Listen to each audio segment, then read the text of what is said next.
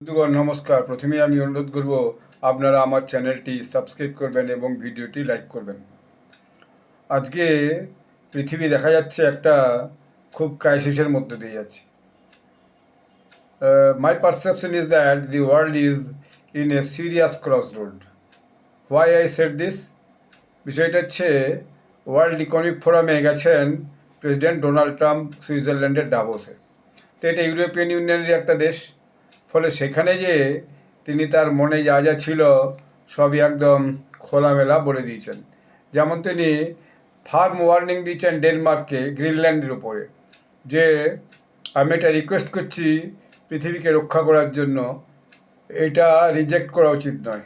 এই যে একটা বরফের ভূখণ্ড, এই ভূখণ্ডটা তারা রাখতে পারবে না, তাদের এটা দিতে হবে।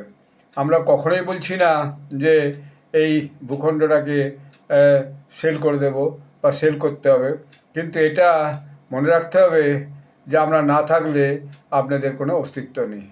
এর বাইরেও তিনি এই দাভোসে যেটা বলেছেন যে এই গ্রিনল্যান্ড, তার বক্তব্যটা এরকম: Greenland is part of north America and that's our territory.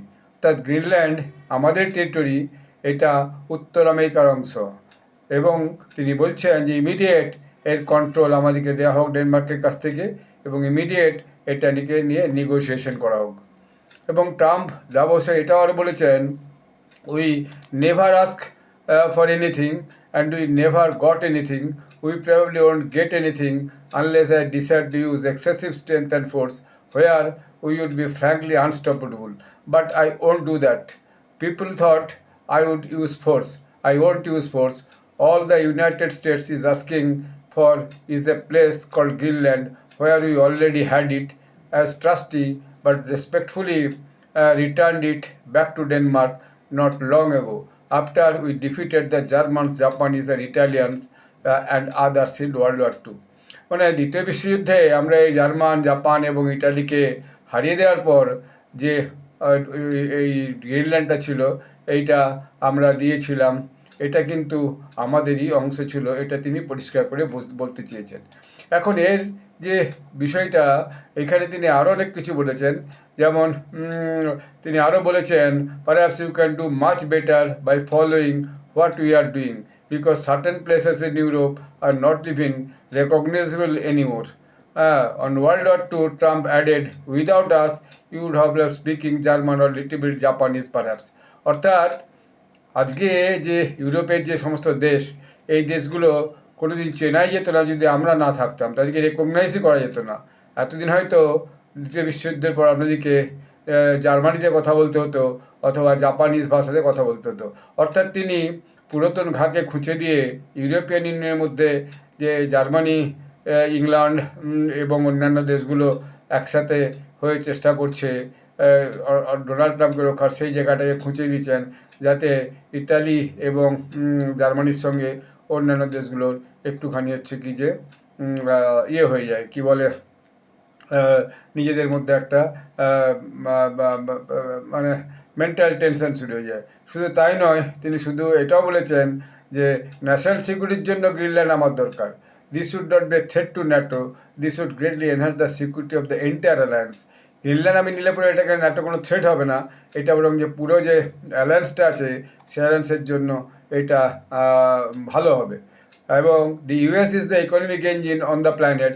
When America booms, the entire world booms. It's been the history. When it goes back, you all fall down. তো তিনি এটা বলছেন যে আমেরিকার অর্থনৈতিক বৃদ্ধি হয়, তাহলে সব জায়গায় অর্থনীতি বৃদ্ধি হবে। আমরা যদি পড়ে যাই তাহলে কিন্তু সবাই আস্তে আস্তে পড়ে যাবে। কিন্তু এর বিরুদ্ধে ভয়ানক একটা প্রতিবাদও শুরু হয়েছে। প্রতিবাদ মানে ইউরোপিয়ান ইউনিয়নের যে সমস্ত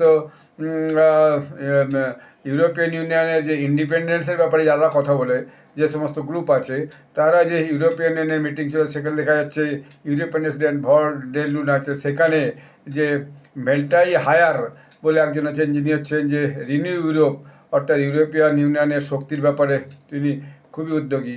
তিনি বলছেন, Donald Trump has been elected for a year now and what we have been seeing since then, an American president who wants to humiliate us and wants to subjugate আস.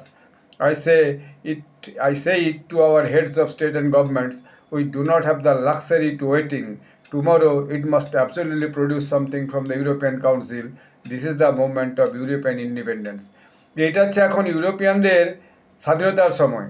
যেভাবে এক বছরের মধ্যে ডোনাল্ড ট্রাম্প আমাদেরকে অপমান করছেন, যেভাবে আমাদেরকে দমিয়ে রাখার চেষ্টা করছেন, আমি সমস্ত হেড অফ স্টেট দিকে এটা অনুরোধ করতে চাইছি যে আমাদের এখন কোনো লাক্সারির সময় নেই, এখন আমাদের এর বিরুদ্ধে সম্মিলিতভাবে প্রতিবাদ করা উচিত। এর সঙ্গে সঙ্গে তিনি কানাডাকেও ভীষণ ধমক দিয়েছেন।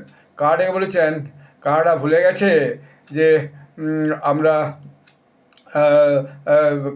আমরা আমাদের কাছে ফ্রিবিস নিয়ে, অর্থাৎ আমাদের কাছে দানছত্র নিয়েই হচ্ছে যে কানাডা এই জায়গায় পৌঁছেছে। আর আজকে যে কথা কানাডার প্রধানমন্ত্রী বলছেন, এই কথা তার বলাই উচিত নয়। একবার যা বলেছেন ভবিষ্যতে এরকম কথা যেন না বলেন। অতএব কানাডার কিন্তু প্রধানমন্ত্রী সরাসরি আপত্তি করেছেন যে এটা আমি কখনোই মানব না, যেভাবে তিনি ধমক দিচ্ছেন নিয়েকে আর কি। তো এইটা নিয়ে দেখা যাচ্ছে যে এটা এই কানাডার সঙ্গে আবার আমেরিকার এইটা একটা অন্য রকমের লড়াই লেগেছে। ফলে এই জন্য বলছি আগামী দিনে এই যে গ্রিনল্যান্ড ইস্যুকে কেন্দ্র করে ইউরোপিয়ান ইউনিয়নের সঙ্গে আমেরিকার একটা অবশ্যই যে টেনশন, সেই টেনশনটা শুরু হবে এবং হয়ে গেছে অলরেডি, এবং এটা আগামী দিনে কোন পর্যায়ে পৌঁছায়।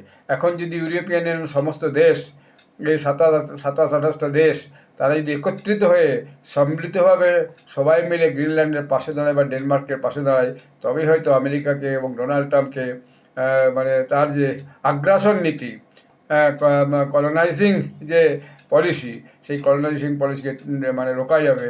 নাহলে কিন্তু তিনি পরের পর এখন যেমন তিনি গ্রিনল্যান্ড চাইছেন, এরপরে তিনি কানাডা চাইবেন, তারপর তিনি মেক্সিকো চাইবেন, তারপর তিনি ডেনমার্ককেই সরাসরি দখল করবেন, এবং পরে পরে দেখা যাবে ধীরে ধীরে তিনি সেই রাশিয়ার যে পরিধি ছিল এককালে, সেইভাবেই আমেরিকার যে ল্যান্ড এরিয়া, সেই ল্যান্ড এরিয়াটাকে পুরো উত্তর দক্ষিণ আমেরিকার দিকে বিস্তৃত করতে চাইবেন। এটা তার একটা ভয়ানক আগ্রাস নীতি।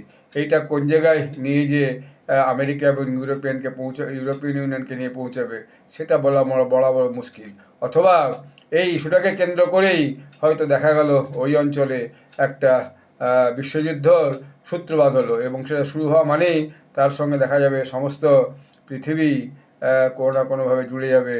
আজকের দিনে কোনো পৃথিবীতে একটা যুদ্ধ হলে, এরকম দুটো শক্তির সঙ্গে ইউরোপিয়ান ইউনিয়ন এবং আমেরিকার যুদ্ধ হলে, কোনো দেশই বাদ যাবে না, সবাই কোনো হলে তার সঙ্গে যুক্ত হয়ে যাবে। তো এরকম একটা অবস্থায় ডোনাল্ড ট্রাম্প সারা পৃথিবীকে একটা অস্থির জায়গায় নিয়ে চলেছেন। সারা পৃথিবীতে তার সমালোচনা হচ্ছে, কিন্তু তিনি দমবার পাত্র নন। মুখে যেটা বলবেন সেটাকে তিনি করেই ছাড়বেন, এরকম একটা জেদ নিয়ে তিনি এগিয়ে চলেছেন।